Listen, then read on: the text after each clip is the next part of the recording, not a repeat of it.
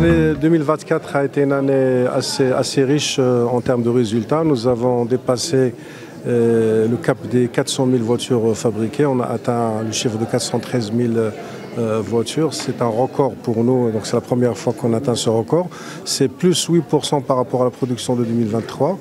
Et la deuxième satisfaction, c'est que l'usine de Somaca a dépassé pour la première fois l'année dernière le cap des 100 000 voitures fabriquées, donc c'est un record historique. Je rappelle que quand Renault a racheté Somaca en 2005, cette usine fabriquait bon an mal an 10 000, 15 000 voitures par an. Donc vous voyez un peu tout l'effort et les investissements que le groupe a réussi à faire dans cette usine pour la rendre très performante aujourd'hui et qui fait partie des meilleures usines du groupe au niveau international. Le Maroc, à travers cette production 2024, est le deuxième producteur de voitures chez Renault. C'est à peu près 18% des ventes du groupe qui sont fabriquées au Maroc. Donc nous renforçons notre position de pilier au niveau de la stratégie du groupe au niveau international. Et nos produits sont desservis vers à peu près 68 destinations. Donc on fait rayonner le Made in Morocco au niveau international dans tous les continents. C'est une fierté pour nous et pour le Royaume du Maroc. Alors tout ceci est rendu possible grâce à la performance de nos deux usines, mais grâce aussi à la flexibilité de notre outil industriel pour s'adapter en permanence par rapport aux contraintes rencontrées, mais aussi grâce à la qualité du dialogue social qu'on a réussi à instaurer avec nos partenaires sociaux depuis de longue date, mais aussi grâce au partenariat public-privé avec le Royaume du Maroc et les différents partenaires qui travaillent dans l'écosystème industrie automobile.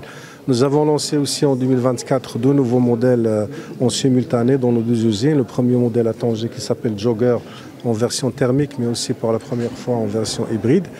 Et à Casablanca, nous avons lancé le modèle Cardian fin d'année dernière, destiné aux marchés internationaux, spécialement les pays du Golfe, du GCC et les pays africains. Pour 2025, nous avons des challenges sur lesquels on est en train de travailler et qu'on va, Inch'Allah, réussir. Le premier challenge, c'est de rendre opérationnelle l'augmentation de capacité de production qui passe de 440 000 à 500 000 voitures entre nos deux usines. Donc c'est un demi-million de voitures qui ont capacité installée dès cette année 2025. Le deuxième objectif, c'est la mise en œuvre de la création du centre d'ingénierie à Tanger. C'est un centre qui est dédié aux activités R&D et qui va nous accompagner pour nos futurs projets, mais aussi accompagner le groupe dans son développement technologique. Et le troisième objectif sur lequel on est en train de travailler, ce qu'on a vu tout à l'heure dans la présentation, c'est continuer à travailler encore et encore sur la feuille de route en termes d'intégration locale pour qu'on puisse atteindre les objectifs qu'on a fixés avec l'État marocain, à savoir en 2030 un taux d'intégration locale de 80%, et on sera parmi les premiers pays au monde à avoir un taux d'intégration locale similaire, et un chiffre d'affaires d'achat de pièces à partir des équipementiers qui sont installés au Maroc d'à peu près 33 milliards de dirhams par an, et c'est quelque chose de très important. Donc encore une fois, nous sommes très heureux de partager avec vous nos résultats et notre bilan. Et je tiens à remercier toutes les équipes, les collaborateurs, hommes et femmes de l'entreprise pour leur engagement, pour leur sens des responsabilités et pour la qualité des produits qu'on fabrique.